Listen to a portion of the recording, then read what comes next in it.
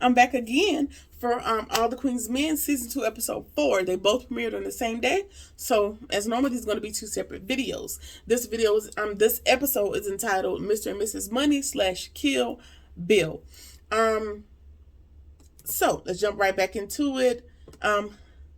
Disclaimer, like I said, if you see me with a drink, I am pre-celebrating my birthday, which is tomorrow. So if you feel like it, drop me a happy birthday in the comment, a little hand clap emoji, something like that. Because your girl's working on a birthday eve, even though I probably shouldn't be. It's probably my fault that I didn't do these videos early. But anyway, celebrate with your girl. Maybe hit the subscribe button. Do your girl a favor. Anyway, Madam has finally gotten back from her rendezvous with the concierge, and I forgot his real name. He's gonna be the concierge because I can't remember. She's back from the club and she walks in. Well, before she walks in, she was like, "I still do not have Bill," and he's like, "He's on the way. I'm gonna have him delivered."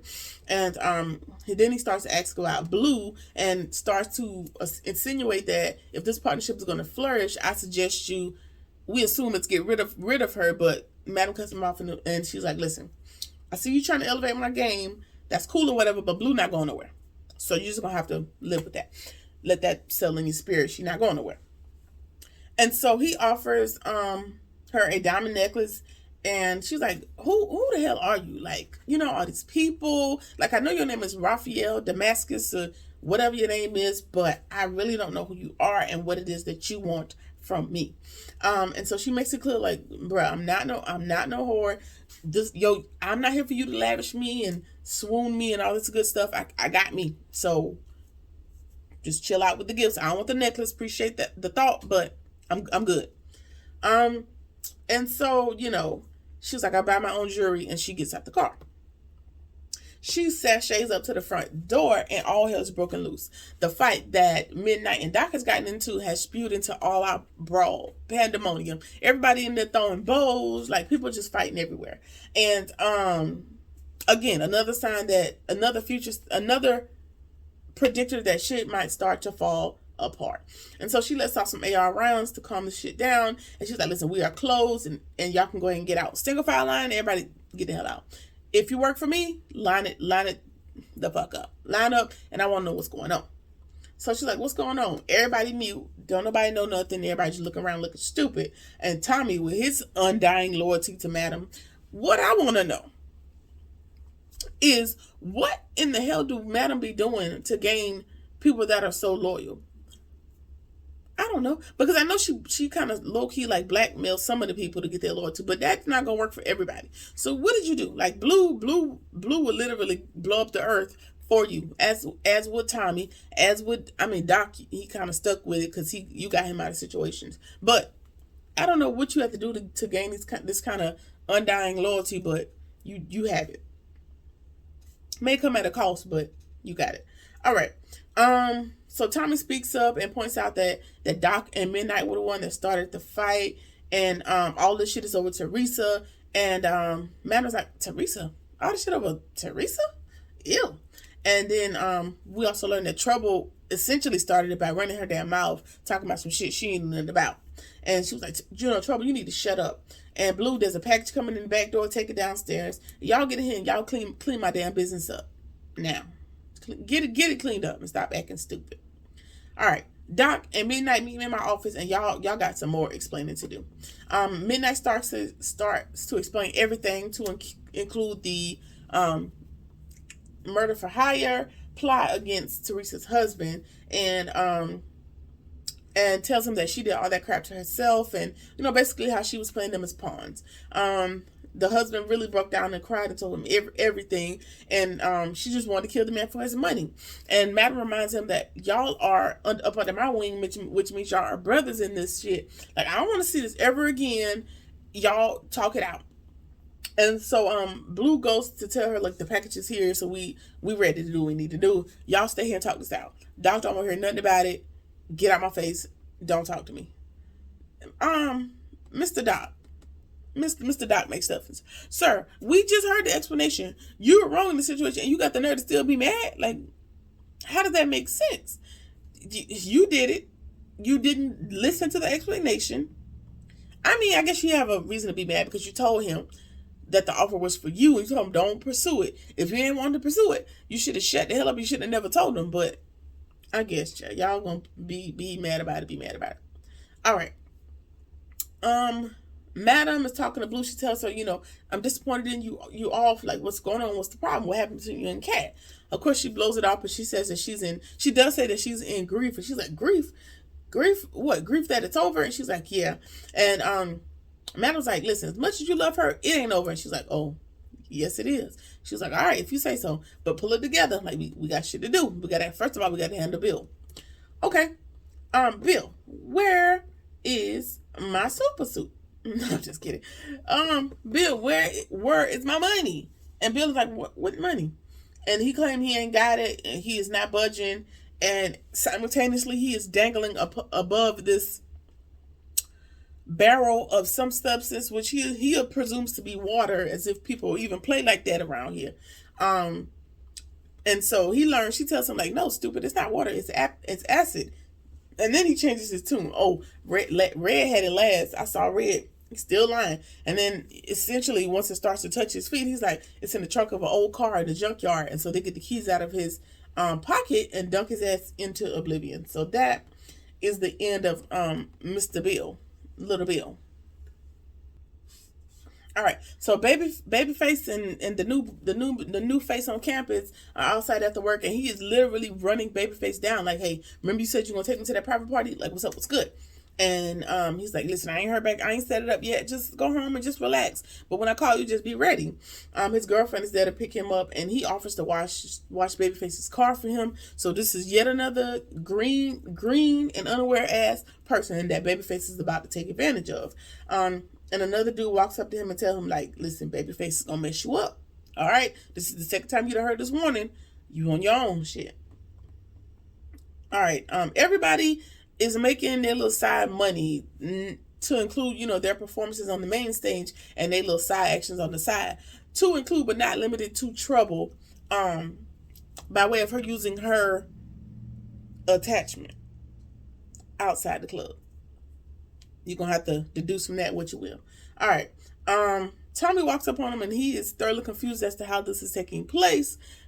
Do you want me to show you how? Nope. Don't show me nothing. Go on about your money. Girl, get your money. I'm going to go ahead and go because y'all, it's getting real strange. All right. Blue goes to the junkyard to get the money, and she tells Madam that it's highly locked down. I mean, dogs, trip wires, double padding, like it's really locked down. They're not here. She was like, okay, I'm going to send Tommy to come help you. She's like, I got it, Madam. Like, I don't like you mad at me. Let me do this for you. Let me just surveil the place, and it's dark time. It's nighttime.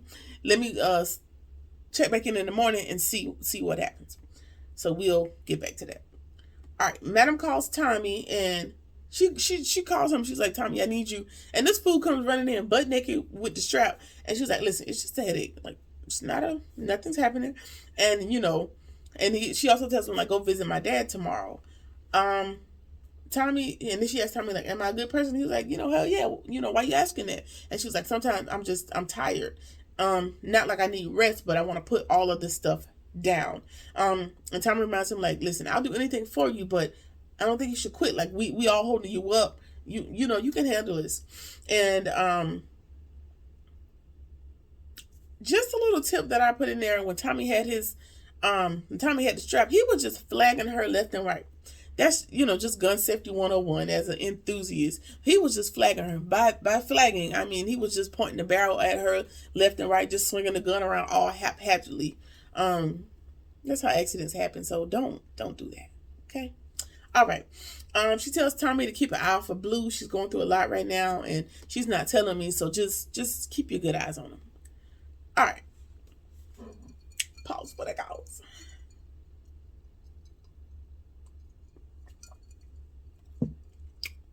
Another birthday drink. Y'all tell me. Happy birthday in the comments. Okay. So the next day, Amp wakes up, and Dime is sitting right there. Like, she ain't slept a wink. The doctor comes in and tells him, you're looking pretty good. You can go home now. And now he can spend the night in his new apartment that he got after he left the halfway house that he hasn't had an opportunity to stay in. And he asked Dime to move in with him. And she's like, listen, it's a bit too soon. As I agree, you ain't known each other. Shit, probably ain't been months at this point. You're doing a whole lot, and very soon. So let's just take it easy. I'm gonna stay for a little bit, but I don't live here. All right. Madam gets a call from the concierge, and he invites her to go horseback riding. So now they're going on a second date, the very next day. Yes, but I will go only under one condition. What's your condition?